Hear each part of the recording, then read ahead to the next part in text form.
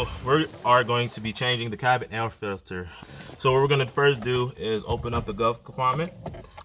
There's a tensioner or dampener on this right side. So what you'll do, you'll take it off.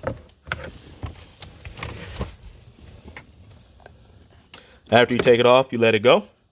And then you would want to, there's two basically hooks on both sides. So you would want to press in, fairly hard to just get these out.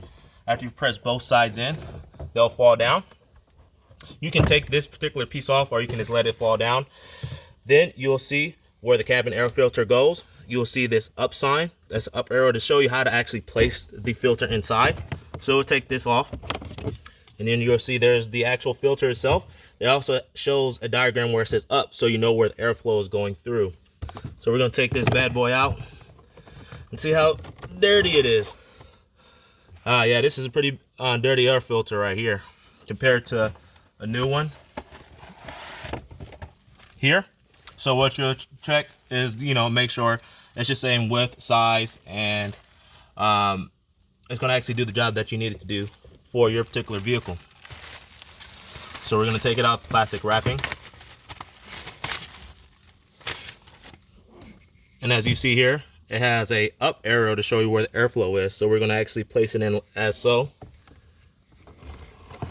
Slide it in. And then we're going to place back our cover.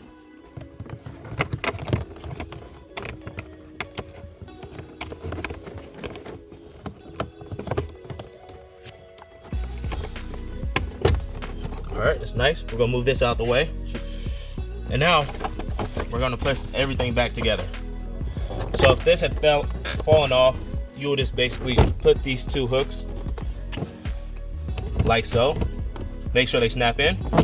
Hear the snap. Close it. Push the two plastic sides in so we can get the hooks in. Then they were nice and good.